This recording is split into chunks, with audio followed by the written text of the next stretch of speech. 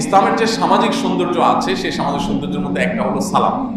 সব সভ্যতা দিয়ে কম বেশি এই সৌন্দর্যটা আছে একটা পর্যায় পর্যন্ত, যে সাক্ষাৎ হলে আপনি কাউকে কিছু একটা বলে অভিবাদন জানাবেন। কিন্তু ইসলামের অভিবাদনটা হলো আসসালামু আলাইকুম। এর অর্থ কি? আপনার প্রতি শান্তি বর্ষিত হোক। আচ্ছা, তাহলে একটা মানুষকে দেখার সাথে সাথে আপনি তার জন্য একটা কল্যাণ কামনা করলেন, তার জন্য একটা ভালো জিনিস চাইলেন, দোয়া করলেন। এখন এটার অর্থ বুঝে বুঝে আমরা যদি এটাকে সমাজে ব্যাপকভাবে প্রচলন দিতাম, তাহলে এর সুফল কি আসতো? যে সবাই সবার কল্যাণ কামনা করছে, তাহলে শত্রুতা কেন, মামলা মোকদ্দমা কেন, ঝগড়াঝাটি কেন, মারামারি কেন, ষড়যন্ত্র কেন? কারণ আমি তো আপনার শান্তি চাই, তাহলে আবার মামলা কেন? অর্থ বুঝে বুঝে যদি সবাই এই সালাম, এই অভিবাদনের চর্চাটা আমরা ব্যাপকভাবে করতাম, তাহলে সমাজে অশান্তি আমরা দূর হয়ে যেত। এই জন্য নবী করিম সাল্লাল্লাহু আলাইহি ওয়াসাল্লাম সালাম প্রসঙ্গে বলেছেন আফশুস সালাম। আফশুস সালাম বলেছেন নবী সাল্লাল্লাহু আলাইহি ওয়াসাল্লাম। আফশুস সালাম মানে কি? তোমরা সালামের প্রচলন ঘটাও। সালাম দিতে শুধু বলা হয়েছে তা না, সালামের প্রসার ঘটাইতে বলা হয়েছে। তার মানে সালাম উচ্চ স্বরে দিতে হবে, মুখের ভেতরে না, এবং যত বেশি সম্ভব সালাম দিতে হবে। সালাম একটা গাছের আড়াল হলেই দ্বিতীয় দফা সালাম দেওয়ার জন্য উপযোগিতা তৈরি হয়। আপনি একজনের সাথে সাক্ষাৎ হয়েছে, সাক্ষাৎ হওয়ার পর গাছের এই পাশে একবার সাক্ষাৎ হয়েছে, দুজন একটা গাছের আড়াল ক্রস করেছে, আবার সাক্ষাৎ হয়েছে, তাহলে আবার আপনি সালাম দিতে পারেন। মানে এত বেশি সালাম দেওয়ার অপশন আছে। অথচ আমাদের সমাজে এখন সালামটা হয়ে গেছে পরিচিতদের জন্য অভিবাদন। অচেনা কাউকে সালাম দিলে জিজ্ঞেস করে আপনি কি আমাকে চিনেন, বা আমরা কি একজন আরেকজনকে চিনি, মানে কেন সালাম দিলেন ভাই আপনি? এটা রীতিমতো আরেকটা বিব্রতকর বিষয়, যে ব্যাপার কি, এই লোকটা আমাকে সালাম দিল কেন? আপনি ধরেন রিক্সায় যাচ্ছেন, আরেকজন রিক্সায় আসছে, দুটোটা রিক্সায় ক্রস করছে। এখন এক রিক্সা থেকে যদি আপনাকে বলে আসসালামু আলাইকুম, সাথে সাথে আপনি অবাক হয়ে যাবেন না? কাহিনী কি, এই লোকটা আমার সালাম দিল কেন? মানে ব্যাপারটা কি এরকম যে ভাই, মানে এই লোকটাকে আমি মুসলমান মনে করছে, সালাম দিল কেন? তো এই যে একটা কালচার আমাদের সমাজে গড়ে উঠেছে, এটা কেন হয়েছে? কারণ সালাম দিতে আমরা কোনটা বোধ করি। কর্পোরেট জগতে তো এখন সালাম দেওয়াটা রীতিমতো দোষের। বিশেষ করে গত বহু বছর ধরে এদেশে কর্পোরেট জগৎকে এমন ভাবে তৈরি করা হয়েছে যে বড় বড় ব্যবসা প্রতিষ্ঠানে, মাল্টিনেশনাল কোম্পানিগুলোতে, বড় বড় বাইং হাউসগুলোতে, বড় বড় প্রতিষ্ঠানগুলোতে অনেকেই আছেন যে সেখানে সালাম দিতে চিন্তা করে, সালাম দিলে আবার মনে করবে বেটা হয় মৌলবাদী, হুজুর মনে করবে যে হুজুর আবার এখানে কেন আসছে। তো এই যে হেজিটেশন, এই যে এক ধরনের হীনমন্যতা চলছে, এটার প্রতিবাদে ঘরে ঘরে জনে জনে আমাদেরকে সালামের প্রচলন দিতে হবে। সালামের সৌন্দর্য হলো এটা দোয়া। আবার সালাম যত বেশি সমাজে প্রচলিত হবে, নবী সাল্লাল্লাহু আলাইহি ওয়াসাল্লাম বলেছেন, তত বেশি নিজের মধ্যে ভালোবাসা, সম্প্রীতি এগুলো তৈরি হবে। আমাদের দেশে স্বামী স্ত্রীর মধ্যে বনিবনা না হলে অনেকে হুজুরদের কাছে যায়, বিশেষ করে যারা তাবিজ কবজ দেয়, বলে হুজুর আমার স্বামী আমাকে দেখতে পারে না, একটা তাবিজ দেয়। হুজুর একটা তাবিজ দেয়। একইভাবে স্ত্রীর স্বামীর জন্য তাবিজ আনে, শাশুড়ি বৌমার জন্য আনে, বৌমা আবার শাশুড়ির জন্য আনে। হুজুরের বিরাট লাভ, কারণ চতুর্দিকে তাবিজ বিক্রি করা যায়, কাস্টমার অনেক, বৌমাও কাস্টমার, শাশুড়িও কাস্টমার, স্বামীও কাস্টমার, স্ত্রীও কাস্টমার। তো সুবিধা। এবং তাবিজ দিলে সুবিধা হলো কি, তাবিজ নিয়ে গেছেন, হারা গেছে, আবার আসবেন, সেকেন্ড টাইম বিক্রি হবে, বারবার সুযোগ আছে। নবী করিম সাল্লাল্লাহু আলাইহি ওয়াসাল্লাম তার প্রেসক্রিপশন হলো, তার অ্যাডভাইস হলো যে তোমরা যদি পরস্পরের মধ্যে সম্প্রীতি সৃষ্টি করতে চাও, ভালোবাসা বৃদ্ধি করতে চাও, বাড়াতে চাও, তাহলে তোমরা পরস্পরের মধ্যে সালামের ব্যাপক প্রচলন ঘটাও। বেশি বেশি করে একে অন্যকে সালাম দাও। সালাম দিলে আল্লাহ রাব্বুল আলামিন তোমাকে অলৌকিকভাবে, আধ্যাত্মিকভাবে, স্পিরিচুয়ালি তোমাদের পরস্পরের মধ্যে আল্লাহ তাআলা দূরত্ব কমিয়ে সম্প্রীতি এবং ভালোবাসা সৃষ্টি করবে। এটা সুফল তুমি পাবে যদি সালামের প্রচলন ব্যাপকভাবে ঘটাও। অতএব স্বামী স্ত্রীর মধ্যে যদি কোথাও বোঝাপড়ার গরমিল হয়, কারোর সাথে কারোর যদি বোঝাপড়ার গরমিল হয়, বেশি বেশি সালাম শুরু করে দেন। পাশাপাশি নবী সাল্লাল্লাহু আলাইহি ওয়াসাল্লাম আরেকটি আইডিয়াও দিয়েছেন, আরেকটি পরামর্শ দিয়েছেন, সেটা হলো যে তোমরা পরস্পরকে হাদিয়া দাও। আল্লাহ আদুল্লুকুম আলা শাইইন ইযা ফাআলতুমুহু তাহাবাবতুম। তোমাদেরকে এমন একটা পরামর্শ কি আমি দেব না যেটি করলে তোমাদের একে অন্যের মধ্যে সম্প্রীতি তৈরি হবে, সেটি হলো উপহার আদান প্রদান। উপহার আদান প্রদান সাধারণত স্বামীরা স্ত্রীদের উপহার দেয়, কিন্তু স্ত্রীরা স্বামীদেরকে উপহার সাধারণত দেয় না। বলবেন টাকা পয়সা পাবে কই? যা আছে ওই যে মহরের টাকা থেকেও তো দিতে পারেন, বা স্বামী যে টাকা খরচের জন্য সেখান থেকে পাঁচ হয়তো দিতে পারেন। আর উপহার দেওয়া মানে অনেক দামি কিছু দেওয়া না, উপহার দেওয়া মানে কেনাকাটা করে দেওয়া সবসময় জরুরি না, কিন্তু এটা ফলে সম্প্রীতি তৈরি হয়। সামাজিক যে অস্থিরতা আজ চলছে, অসম্প্রীতি যে চলছে এবং সৌহার্দ্যহীন যে একটা পরিবেশ বিরাজমান আছে, এটি দূর করার জন্য সালামের কোনো বিকল্প নাই। দেখুন, পৃথিবীর অন্যান্য সভ্যতায় পরিচিত মানুষ হলে হয়তো অনেক অভিবাদন জানায়, অপরিচিত মানুষ হলে বোবার মতো সব হেঁটে চলে যায়।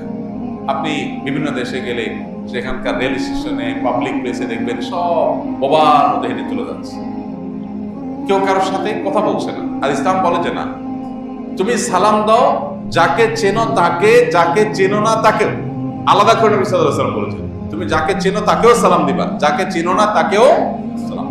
এবং বাসা বাড়িতে একটা আমল আমরা প্রায় বেশিরভাগ মানুষই করি না, যারা নিয়মিত সালাম দেই, প্র্যাকটিসিং মুসলমান, তারাও করি না। সেটা হলো, আপনি আপনার বাসার এক কক্ষ থেকে যখন আরেক কক্ষে যাবেন, কারণ আপনি আপনার ছেলের কক্ষে যাচ্ছেন, আপনার কক্ষে যাচ্ছেন, ভেতরে আপনার স্ত্রী আছেন, আপনার মায়ের কক্ষে যাচ্ছেন, তাহলে এক কক্ষ থেকে আরেক কক্ষে, এক রুম থেকে আরেক রুমে যখন যাবেন, তখন আপনাকে সালাম দিতে হবে।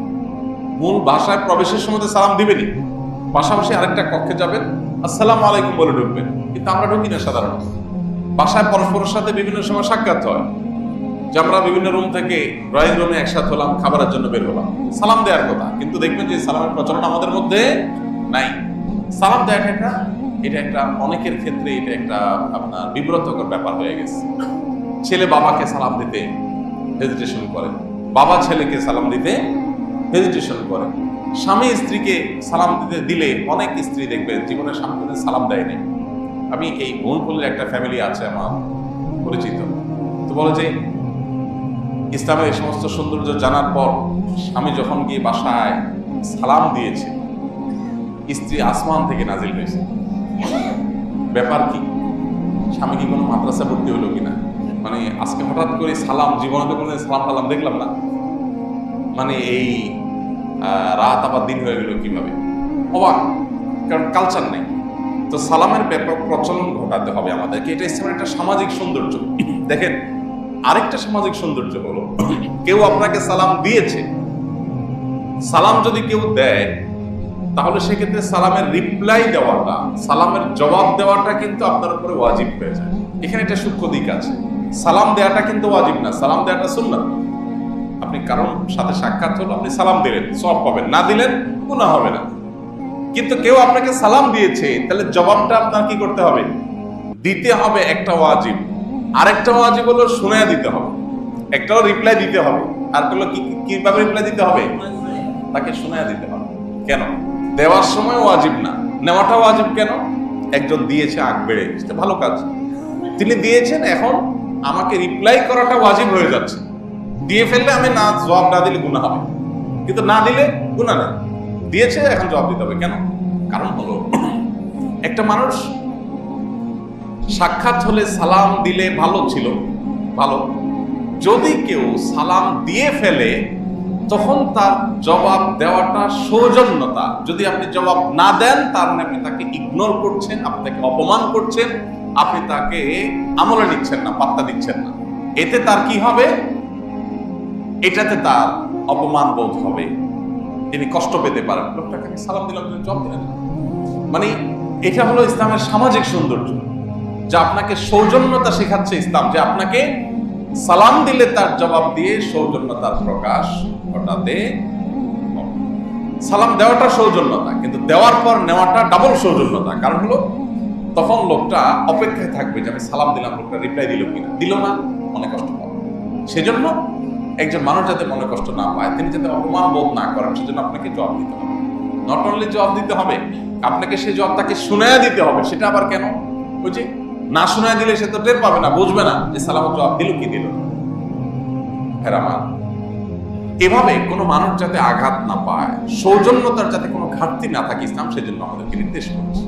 শুধু সালাম নয়, সালামের পাশাপাশি অনেকে দেখবেন সালামের জবাবের মধ্যে শর্ট ভার্সনের জবাব দেয়, শর্ট ভার্সন। অফিস আদালতে এগুলো বেশি হয়। বিশেষ করে সালাম দিচ্ছে পিয়নে, জবাব দিচ্ছে বসে, অফিস প্রধান। তো সেক্ষেত্রে সালামটা যে বেচারা দেয়, পিয়ন হোক, নিচের কোনো লোক হোক, সাধারণ কোনো কর্মচারী হোক, সে বেচারা তো পুরো সালাম দেয়, আসসালামু আলাইকুম স্যার। স্যারের জবাব কোনো কোনো ক্ষেত্রে হয় ওয়ালাইকুম। কি ওয়ালাইকুম, মানে আমি তো খুব মোড়ে টোড়ে আসি, ওকে ঠিক আছে, নিলাম তোমার সালাম, তোমার প্রতি দয়া করলাম। এটা হলো অহংকার, এবং এই অহংকার করে হলো ছোট লোকে। মূলত অহংকার করে কোন লোকে? ছোট লোকে। নিচু মানুষরাই মূলত অহংকার করে। মানুষ যত বড় মনের হয় তত সে বিনয়ী হয়, আর যত নিচু প্রকৃতির হয় তত সে অহংকারী হয়। অহংকার আলামত জিনিসটাই হলো নিচুতার আলামত, আর বিনয় জিনিসটাই কিসের আলামত? উচ্চতার আলামত। তো ইসলাম দেখেন সালামের জবাব দেওয়ার ক্ষেত্রে পূর্ণাঙ্গভাবে সুন্দরভাবে আমাদেরকে সালামের জবাব দিতে বলেছে। আচ্ছা, কেউ যদি হাঁচি দেয়, হাঁচি দেওয়ার পর আলহামদুলিল্লাহ বলাটা, এটা তার জন্য সুন্নাত। আমরা এই শত শত বছর যাবত এই সুন্নতের উপরে আমল করে আসছি মুসলমানরা। কেন হাসি দিলে আল্লাহ শুকর আদায় করতে হবে? আলহামদুলিল্লাহ মানে আল্লাহ শুকর আদায় করতে হবে। আমরা হয়তো অনেকে ভাবিও না যে কেন আল্লাহ শুকর আদায় করতে হবে, কিন্তু এখন বিভিন্ন গবেষণা বলছে যে হাসি যখন মানুষ দেয়, মাঝে মধ্যে যখন হাসি দেয়, তখন এটা মানুষের স্বাস্থ্যের জন্য নানান দিক থেকে ভালো হয়। হাসির মাধ্যমে মানুষের শরীরের অনেক উপকারিতা এর মাধ্যমে হয়। যদিও হাসি যখন কারো রোগে পরিণত হয়, ঠান্ডা সর্দির কারণে হাসি হয়, সেটা ভিন্ন বিষয়। কিন্তু সাধারণত মাঝে মধ্যে হাসি হয়, এটা মানুষের স্বাস্থ্যের জন্য ভালো। নবী সাল্লাল্লাহু আলাইহি সাল্লাম আমাদেরকে বলেছেন আল্লাহ শুকর আদায় করতে। তার মানে আমার জন্য ভালো কিছু হয়েছে, আমি আল্লাহর কাছে কৃতজ্ঞতা আদায় করব। আরেকটা স্পিরিচুয়াল দিক আছে, সেটা হলো যে শয়তান মানুষের শরীরের নাকের বাঁশিতে বেশি অবস্থান করে, বিশেষ করে রাত্রি যাপন। নবী সাল্লাল্লাহু আলাইহি ওয়াসাল্লাম বলেছেন ইন্না শায়াতানা লা ইয়াবিতু ফি খাইশুমি আহাদিকুম, তোমাদের নাকের উপরে ছিদ্রের উপরের অংশে শয়তান বসবাস করে। এই জন্য নাকে পানি দেওয়ার মাধ্যমে যখন নাক পরিষ্কার করা হয়, হাসি করে আলহামদুলিল্লাহ বলা হয়, তখন মানুষ শয়তান থেকে ফ্রি হয়, মুক্ত হয়। তো যাই হোক, এখানে যখন কেউ হাঁচি দিবে তখন তার জন্য আলহামদুলিল্লাহ বলাটা সুন্নাত। আলহামদুলিল্লাহ বলে তিনি সওয়াব পাবেন।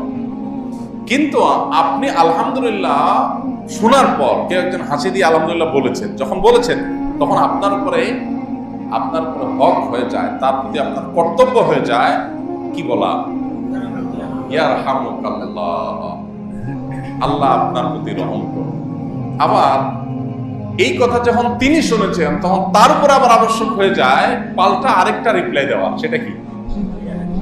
ইয়াহদিকুমুল্লাহু ওয়া ইউসলিহ বালাকুম, আল্লাহ আপনাকে হেদায়েত করুন, সঠিক পথ দেখান, এবং আপনার যাবতীয় অবস্থাকে আল্লাহ তাআলা সংশোধন করে দেন, সঠিক করে দেন, শুধরায় দেন।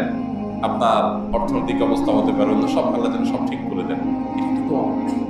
তাহলে একটা হাঁচির সাথে কতগুলো অভিবাদন, কতগুলো সৌজন্যতা, কতগুলো সামাজিক সৌন্দর্য, কতগুলো অভিবাদনের আদান আর প্রদান হচ্ছে। কিভাবে একটা শান্তিপূর্ণ সমাজ গড়ে উঠতে পারে ইসলামিক এই সমস্ত অভিবাদন, এই সমস্ত চর্চাগুলোর মধ্য দিয়ে, সেটা আপনি এগুলো একটা একটা করে অ্যানালাইসিস করলে আপনি দেখতে পাবেন। ঠিক একইভাবে নবী করিম সাল্লাল্লাহু আলাইহি সাল্লামের আরেকটি আদর্শ হলো, কোরআনে কারীম আল্লাহ তাআলা সেটা উল্লেখ করেছেন, আপনি যখন কোথাও যাবেন, কারোর বাসায়, কারোর অফিসে, প্রবেশের আগে আপনি দাঁড়িয়ে তার অনুমতি প্রার্থনা করবেন। অনুমতি প্রার্থনা করবার এই নির্দেশ আল্লাহ কোরআনে দিয়েছে। যদি আপনি অনুমতি না পান, ভেতরে হয়তো কেউ নেই, বা যিনি আছেন তিনি অসময়ে আছেন, সামহাও দরজা খোলা, বাট কোনো রিপ্লাই পাচ্ছেন না, তাহলে কি করবেন? সেটাও ইসলাম বলে দিয়েছে, কোরআনে সেটাও বলে দিয়েছে। যদি তোমাকে অনুমতি দেওয়া না হয়, ভেতর থেকে কেউ না বলে, ফারজিউ, তাহলে ফিরে যাও, সেটাই তোমার জন্য অধিক উত্তম, ফিরে যাবে। তারপরও তুমি অনুমতি ছাড়া কারো পক্ষে, কারো বাসায় প্রবেশ করবে না। আচ্ছা, কোরআনের এই আয়াত আমাদের কাছে এসে পৌঁছেছে 1450 বছর আগে, তাই না? এই কালচারটা আমাদের সমাজে ডেভেলপ হয়েছে কতদিন আগে? সাধারণত গোটা পৃথিবীতে এখন এই যে কালচার, অফিসে যান, কারোর কক্ষে যান, তো দরজার সামনে যারা জিজ্ঞেস করতেছেন, মে আই কামিং স্যার, আমি কি আসতে পারি? এই কথা বললে মনে করা হয় বাহ বাবা, কত আধুনিক, কত স্মার্ট। অথচ স্মার্টনেস সিস্টেম শিখেছে কত বছর আগে? 1500 বছর আগে শিখে রাখছে। কোরআন বলে দিয়েছে, ডিটেইল বলে দিয়েছে, জবাব না পাইলে কি সেটাও বলে দিয়েছে। তাহলে আপনি স্মার্টনেস, আধুনিকতা, মানবাধিকার, সামাজিকতা, মানবিকতা, সৌজন্যতা বোধ আপনি কি বলবেন যে যে সৌন্দর্যের অভাব ইসলামে আছে? ইসলামের সেই জিনিসগুলোকে আজকে ধার করে করে পৃথিবীর অনেক জাতি তাদের নিজেদেরকে সভ্য প্রমাণ করছে। দুর্ভাগ্য আমাদের মুসলমানদের, সেগুলোকে আমরা ধারণ করতে না পেরে আমরা আজকে হীনম্মন্যতায় ভুগছি। আমরা এখন তাদের মতো হওয়ার চেষ্টা করছি, অথচ আমার আইটেমগুলো নিয়েই সে আজ তার জায়গায় পৌঁছেছে। এই জন্য ভাইরা, ইসলামের এই সামাজিক সৌন্দর্য, আচরণগত সৌন্দর্য, পারস্পরিক এই অভিবাদনগুলো, এগুলো আমাদের বেশি বেশি চর্চা করতে হবে। এর মধ্য দিয়ে ইসলামের সৌন্দর্য যেমন প্রকাশ পাবে, তেমনি এগুলো আলাদা ইবাদত, এগুলোর মাধ্যমে সামাজিক সম্প্রীতি তৈরি হবে। সমাজে যে আজকে একটা অস্থিরতা, একটা হানাহানি, এক ধরনের অশান্তি, এক ধরনের অসুস্থ প্রতিযোগিতা, মানুষের সম্পদ বাড়ছে কিন্তু মনুষ্যত্ব কমে যাচ্ছে, নৈতিকতা কমে যাচ্ছে, এই দিকগুলো দূর হওয়ার জন্য ইসলামের এই সামাজিক যে আচরণগুলো আছে সেগুলো চর্চার কোনো বিকল্প নাই। এগুলো ঘরে ঘরে, জনে জনে, সমাজে সমাজে, সর্বত্র এগুলো ব্যাপকভাবে চর্চা হওয়া। আপনি যখন কারোর সাথে সাক্ষাৎ করবেন, নবী করিম সাল্লাল্লাহু আলাইহি সাল্লাম বলেছেন, তুমি যদি তোমার কোন মুসলিম ভাইয়ের সাথে হাসি মুখে সাক্ষাৎ করো তাহলে এটা সাদাকা। অনেক বিদেশিদেরকে দেখবেন আপনারা, ইউরোপিয়ানদের, আমেরিকানদের, জাপানিজদের, কোরিয়ানদের, অনেক বিদেশিদেরকে দেখবেন, ওরা কারোর সাথে হাসি ছাড়া কথাই বলতে পারে না। আপনার মৃত্যুদণ্ডের রায় ঘোষণা করবে, সেটাও সে হাসি মুখ ছাড়া বলতে পারবে না, এমন একটা ভাব। স্টাইলটা এরকম। বোমা মেরে ফিলিস্তিনিদেরকে শেষ করে ফেলবে, বাট ভাব থাকবে যে আমার চেয়ে মানবিক পৃথিবীতে কেউ নেই। তা আমাদের মুসলমানদের মুশকিল হলো যে আমাদের ওই ইসলামের সৌন্দর্য যেগুলো আমার আচরণের মধ্য দিয়ে প্রকাশ হওয়ার কথা, সেগুলো আমরা প্রকাশ করি, যার কারণে আমাদের মধ্যে হীনম্মন্যতায় তৈরি হয়। নবী করিম সাল্লাল্লাহু আলাইহি সাল্লামের এই যে একটা সুন্নত, এটা আমাদের অনুতপ্ত হওয়ার মতো বিষয় যে অমুসলিমদের মুখে আমরা সে সুন্নত দেখতে পাই, তারা কথা বললে হাসি মুখে কথা বলে, তো আমাদের মধ্যে নাই।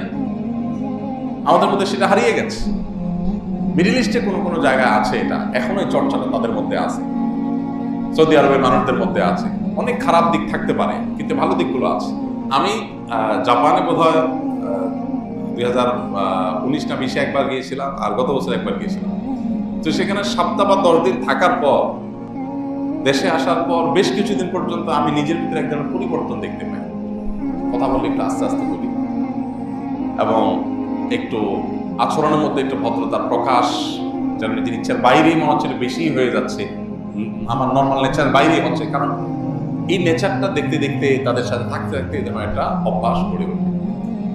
আমাদের মুসলমানদের অবস্থা হলো এখন সবাই সবার সাথে আমরা খুব মুড মার্টে চলাফেরা করতে পছন্দ করি, খুব মুড মার্ট নিই। শহরের জীবনে একটু বেশি, গ্রামীণ জীবনে স্বাভাবিক থাকে, শহরের জীবনে মুড মার্টটা বেশি, যে থোড়াই কেয়ার করার দরকার আছে। আমি আমারটা খাই, তারটা খাই না, পিন্দি দরকার কি হাসি দেওয়া, তার সাথে আমার হাসার দরকারটা কি, তারকে খাই না পিন্দি আমি। অথচ আমার সুস্থ থাকার জন্য এটা ইম্পর্টেন্ট যে আমি হাসি মুখে কথা বলবো। ইভেন মিডল ইস্টে আপনার কারণ যদি গাড়ি অ্যাক্সিডেন্ট হয়, প্রাইভেট গাড়ি তো সবারই, যার কারণে যদি কোথাও লেগে যায়, তারা রাস্তায় নেমে প্রথমে সালাম মোসাফা করে মুসকে হাসি দিয়ে আগে বলে যে পুলিশের তামা সব ঠিক আছে তো, কোনো অসুবিধা নেই তো, ঠিক আছে, এবার পুলিশ কল করা, আসো, পুলিশ মামলা লেখো, কার দৌড় বেশি হয়েছে কম হয়েছে। যদিও সেটা ইন্স্যুরেন্স বহন করে 100%, তাদের কোনো টেনশন নাই। এটাও একটা কারণ হাসি মুখে। আর আমাদের দেশে হলে কি, নাইমা আগে বিসমিল্লাতে আগে মায়ের ক্ষতি হয়েছে না হয়েছে, দোষ হয়েছে, গুণ হয়েছে, সেগুলো সব পরে, আগে ধরে এক চোট মায়ের। বিশেষ করে গায়ের নিচে যদি মানুষ পড়ে, তাই তার কোনো কথাই নাই, ড্রাইভার তার 14 গোষ্ঠী শেষ। এটা আমরা চিন্তাই করি না যে সবসময় ড্রাইভারের দোষ নাও থাকতে পারে, বরং আমার অবজারভেশন হলো মোস্ট অফ দ্য কেস, বেশিরভাগ ক্ষেত্রে, বিশেষ করে হাইওয়েতে, বড় রোডে অসাবধানতা বশত নিয়ম বহির্ভূতভাবে রাস্তা পার হতে গিয়ে একটা স্পিডি গাড়ির সামনে গিয়ে অ্যাক্সিডেন্টগুলো বেশি হয়। কিন্তু দোষ দেখবেন চোখ বন্ধ করে কার? ড্রাইভারদের বহু দোষ আছে, তারা অনেক উল্টাপাল্টা করে, সেটা আমরা জানি। কিন্তু গায়ের নিচে কেউ পড়েছে মানে হলে আরে বেটা ড্রাইভার কত বড় বেয়াদব, মানুষটাকে মেরে ফেললো, মানুষটা গায়ে তুলে ফেললো। হতে পারে যে ড্রাইভারের কিচ্ছুই করার ছিল না, একটা স্পিডি গাড়ি বললেই থামাই ফেলানো যায় না, ওই লোকটা হয়তো ভুলে দৌড় দিয়েছে, হয়তো সে খেয়াল করে নাই। কিন্তু আমাদের সেগুলো হিতাহিত জ্ঞান নেই, বাস বিচার করি না। তো যেটা বলছিলাম যে সাক্ষাতের যে একটা সৌন্দর্য, নবী সাল্লাল্লাহু আলাইহি ওয়াসাল্লাম বলেছেন তাবাসসুমুকা আলা ওয়াজহি আখিকা সাদাকাহ। তোমার ভাইয়ের সাথে যখন তুমি সাক্ষাৎ করবে, ভাইয়ের সাথে বলতে আপন ভাই না, মানে যে কোনো মুসলমান ভাই, এর সাথে যখন সাক্ষাৎ করবে, হাসি মুখে কথা বলবে, সাক্ষাৎ করবে, এর মাধ্যমে তুমি একটা দানের সওয়াব পেয়ে যাবে, তোমার অ্যাকাউন্টে একটা দানের সওয়াব জমা হয়ে যাবে।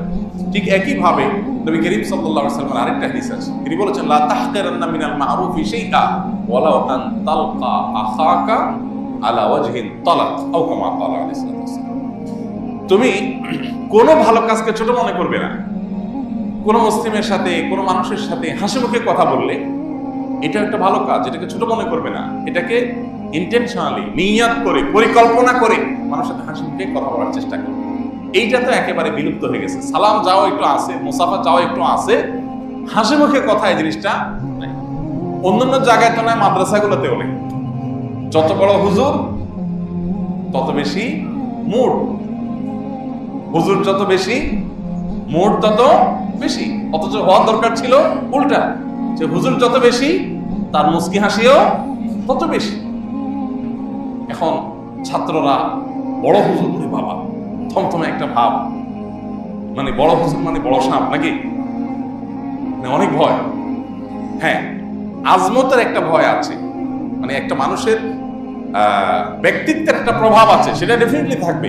কিন্তু কোন মানুষ তিনি বড় হবেন তখনই এজ এ মুসলিম যখন তার আচরণের সৌন্দর্যগুলো যত বেশি থাকবে। আল্লাহ তাআলা আমাদেরকে এগুলো চর্চা করার তৌফিক দান। ইসলামের সামাজিক আচরণের যে সৌন্দর্যগুলো আছে এগুলো নিয়ে অনেক কথা বলা যাবে, আজকে আমাদের হাতে আর সময় নেই। আমরা ছোট ছোট কয়েকটি পয়েন্ট শুধু বললাম। সালাম দেওয়া, পরিচিত অপরিচিত বাজ বিচার করা ছাড়া জোরে জোরে সালাম দিবেন। সালাম দিতে বলেন নবী সাল্লাল্লাহু আলাইহি ওয়াসাল্লাম, সালামের প্রসার করতে বলেছেন। প্রচার। আপনি দোকানে যাচ্ছেন আসসালামু আলাইকুম, রিকশাওয়ালাকে আসসালামু আলাইকুম, সব জায়গায় যখন আপনি সালাম জোরে জোরে বলবেন, প্রচার করবেন, আপনার দেখা দেখি আরো 10 জন শিখবে, উদ্বুদ্ধ হবে। কেউ সালাম দিলে সুন্দর করে তাকে সালামের জবাব দিবেন। কোনো কথা বলবেন যথাসম্ভব হাসি মুখে মানুষের সাথে কথা বলবেন, ভাবসাব বলবেন। আপনি বাড়িওয়ালা, আপনি বড় হুজুর, আপনি বড় নেতা সাহেব, আপনি বড় পয়সাওয়ালা সাহেব, মুডের ঠেলায় আপনি বাঁচেন না, ফুলে ফেটে যাওয়ার উপর। এই জন্য বললাম, যত বেশি মুড তত বেশি ছোট লোক, যত বেশি মুড তত বেশি ছোট লোক। নিচু মানুষরা বেশি মুড ধরে, যে ফ্যামিলিগত নিচু, মানসিকভাবে নিচু, চিন্তাগতভাবে নিচু, এর ভিতরে ভাব বেশি আসে। ভাব আসলে বুঝতে হবে শয়তান আমাকে নিচুতার দিকে নিয়ে যাচ্ছে, আমার ব্যক্তিত্বের উন্নয়ন ঘটাবার প্রয়োজন। অ্যাজ এ মুসলিম আমি ভাব ধরতে, মুসলিম মুডই হবে না, মুসলিম বিনয়ী হবে। হ্যাঁ, ব্যক্তিত্ব ভিন্ন জিনিস। আমি বলছি না যে আপনি সবার কাছে গিয়ে আপনি একেবারে নিজেকে সস্তা করে ফেলেন, আমি বলছি না যে আপনার ব্যক্তিত্বকে আপনি জলাঞ্জলি দিয়ে দেন। আমি বলছি আপনি বিনয়ী হতে হবে। ভালো মুসলিম হতে হলে আপনাকে মুচকি হাসি দিতে হবে। আপনি অনেক নামাজ কালাম পড়েন, এই কথাগুলো এই জন্য বলছি। আমাদের সমাজে নামাজ, রোজা, হজ, যাকাত, কোরআন তেলাওয়াত, জিকির, আজকার, দান, সাদাকা, হজ, উমরা, তারপরে যে ওয়াজ নসিহত শোনা, মসজিদ নির্মাণ করা, মাদ্রাসা নির্মাণ করা, দাড়ি রাখা, টুপি রাখা, তাসবিহ করা, তেলাওয়াত করা, এগুলোর গুরুত্ব আমরা বুঝি, এগুলোকে ইবাদত আমরা মনে করি। কিন্তু এই যে সামাজিক যে সৌন্দর্যগুলো, ইবাদতগুলো, এগুলোকে আমরা ইবাদত বা নেকামল হিসেবে বেশিরভাগ মানুষ জানি না, চর্চা করি না, মনে করি এগুলো করলে কেউ তার পার্সোনাল ভালো দিক, আর না করলে বোধহয় কোনো ব্যাপার না। এগুলো করতে হবে অ্যাজ এ মুসলিম আমাকে, আর না করলে আমি ভালো মুসলমান হতে পারবো না। আর মনে রাখবেন, নবী করিম সাল্লাল্লাহু আলাইহি ওয়াসাল্লাম বলেছেন, মা মিন শাইইন ইউদাউ ফিল মিজান ইয়াউমাল কিয়ামাতি আথকালু মিন হুসনিল খুলুক। কিয়ামতের ময়দানে আপনার যত ভালো কাজ আল্লাহ তাআলা কাউন্ট করবেন বা আল্লাহ তাআলা ওজন করবেন, এর মধ্যে আপনার এই যে আচরণগত সৌন্দর্যগুলো, এগুলো সবচেয়ে বেশি আপনার মিজানে পাল্লাকে ওয়েটফুল করবে। আপনার সুবহানাল্লাহ, আলহামদুলিল্লাহ, আপনার জিকির, আজকার, তাসবিহ, তেলাওয়াত এত বেশি মিজানে পাল্লাকে ওয়েটফুল করবে না, এত বেশি ভারী করবে না। যত বেশি ভারী করবে, আপনার যে মানুষের সাথে হাসি মুখে কথা বললেন, রাগ ওঠার পরও নিজেকে ধরে রাখলেন, যা তা বলে ফেললেন না, কন্ট্রোল করলেন, সালামটা দিলেন, সালামের জবাবটা দিলেন, সালামের ব্যাপক প্রচলন ঘটালেন, বিনম্রতার আচরণ করলেন এবং যথাসম্ভব ভালো মানুষের পরিচয় দিলেন আপনার আচার আচরণের মধ্য দিয়ে। এই আখলাকের সৌন্দর্যটা, এটা হবে সবচেয়ে ওয়েটফুল। আল্লাহ তাআলা নবী সাল্লাল্লাহু আলাইহি ওয়াসাল্লামকে বলেছেন, ফাবিমা রাহমাতিন মিনাল্লাহি লিনতা লাহুম। হে রাসূল, আল্লাহ আপনার প্রতি দয়া করেছেন, সেজন্য আপনাকে কোমল বানিয়েছেন। আপনি যদি কোমল না হতেন কি হতো জানেন? ওয়ালাউ কুনতা ফাজ্জান গালিদাল কলবি লানফাদ্দু মিন হাওলিক। যদি আপনি কোমল হৃদয়ের না হতেন, আপনার আচরণে যদি সৌন্দর্য না থাকতো, তো কৌতূহলী হয়ে সারা বিশ্ব থেকে মানুষ আপনার চারপাশে জড়ো হয়ে যেত ঠিকই, কিন্তু একসময় সবাই সরে যেত, কারণ বদাচরণকারীদের পাশে মানুষ থাকে না, চলে যেত। আপনি আল্লাহর অনুগ্রহে কোমল হয়েছেন, সেজন্যই গোটা বিশ্ব আপনার পায়ের নিচে এসে পড়েছে এবং সবাই আপনার অনুসরণ করেছে, আপনার কথা মেনেছে। তাহলে বোঝা গেল নবী সাল্লাল্লাহু আলাইহি সাল্লামের যে অ্যাকসেপ্টনেস, তার যে গ্রহণযোগ্যতা, ১৫০০ বছরও যে পরেও তিনি প্রাসঙ্গিক, পৃথিবীতে সবচেয়ে বেশি জনপ্রিয়, মানব ইতিহাসের সবচেয়ে জনপ্রিয় মানুষটার নাম যে মুহাম্মদ সাল্লাল্লাহু আলাইহি সাল্লাম, যে একটা মানুষের নামে এত বেশি মানুষের নামকরণের রেকর্ড মুহাম্মদ সাল্লাল্লাহু আলাইহি সাল্লাম ছাড়া আরেকটা নামে নাই পৃথিবীতে। এইরকম পপুলারিটি, এত গ্রহণযোগ্যতার সিক্রেটটা কি? তার আচরণের সৌন্দর্য, তার কোমলতা। আল্লাহ সেটাই বলেছেন, আল্লাহর অনুগ্রহে কোমল হয়েছেন, না হলে মানুষ জড়ো হতো না, মানুষ থাকতো না, চলে যেত। তাহলে আজও আমরা আল্লাহর কাছে যদি ভালো মুসলমান হতে চাই, কিয়ামতে যদি হাসতে হাসতে জান্নাতে যেতে চাই, মিজানে পাল্লা আমার নেকামলে পাল্লা ভারী হোক সেটা যদি আমি চাই, মানুষের কাছে পৃথিবীতে যদি আমি গ্রহণযোগ্য হতে চাই, ভালো মানুষ হতে চাই, এমনকি নিজের কাছে নিজে ফ্রেশ থাকতে চাই, সুস্থ থাকতে চাই, তাহলে আমার আচরণের সৌন্দর্যের কোনো বিকল্প, ছেঁচড়ামি ছাড়তে হবে, ছোট লোকই ছাড়তে হবে, মুখ খারাপ করা ছাড়তে হবে, বদাচরণ ছাড়তে হবে, রূঢ় আচরণ ছাড়তে হবে, মুটমাট ভাবসাব ধরা ছাড়তে হবে। কিন্তু আমাদের সমাজ ব্যবস্থাপনা, সমাজের যে স্ট্রাকচারটা, টোটাল কাঠামোটা দেখবেন, সবকিছু করেই মানুষ ভাবসাবের জন্য। কিসের জন্য? ভাবসাবের জন্য। ছেলেই আছে একটাই ছেলে, পাঠা দিছে আমেরিকা। কিসের জন্য? ভাবসাবের জন্য, যাতে বলা যায় আমার ছেলেটা আমেরিকাতে আর কি পড়ালেখা করতেছে। বিরাট ব্যাপার স্যাপার। মেয়েটা কানাডাতে আছে, হাজবেন্ড সহ, ভাল লাগে বলতে, ভাব আসে শরীরে, কিন্তু ভেতরে জ্বালা পড়া শেষ হয়ে যাচ্ছে। মেয়েটা নাই, ছেলেটা নাই, দুঃখে ভিতরে জর্জরিত শেষ হয়ে যাচ্ছে। বাট বন্ধু বান্ধবের সাথে কারোর সাথে পরিচিত হওয়ার পর, ভাই ছেলে মেয়ে কয়জন? হ্যাঁ, 2টা ছেলে, ছেলেটা আমেরিকা থাকে, আর একটা ইংল্যান্ডে থাকে, ওরা পড়াশোনা করছে, হায়ার এডুকেশনের জন্য গেছে, একটা অক্সফোর্ডে আছে, আর একটা ক্যামব্রিজে আছে। বাহ, বিরাট ব্যাপার স্যাপার। ভাবসাবের জন্য এখন পারে না মানুষ। পেটে ভাত নাই, শরীরে ভাব আছে। পেটে ভাত নাই, শরীরে ভাব আছে। এটা মুসলমানরা চলবে না। মুসলমান ভাব ধরবে না, মুসলমান বিনয়ী হবে, জাহিরের প্রচেষ্টা থাকবে না। জাহিরের যারা প্রচেষ্টা করে এদের মানসিকভাবে সুস্থ থাকে না। ওই যে বললাম, ছেলেটা না মেয়েটা না, ভিতরে কিন্তু জ্বলে পুরো ছাই হয়ে যাচ্ছে, বাহিরে কি আছে? ভাব আছে। এই ভাবে মানুষকে সুখী করে না। আর যারা রিয়েল হওয়ার চেষ্টা করে, এসব ন্যাকামো নাই, এসব অভিনয় নাই, এসব পাগলামো নাই, ভাবসাব ধরাধরি নেই, আল্লাহ আমাকে যা দিয়েছেন আলহামদুলিল্লাহ, আমি হ্যাপি, আল্লাহ যা পেয়েছি সেটা নেই, আমি হাসি মুখে।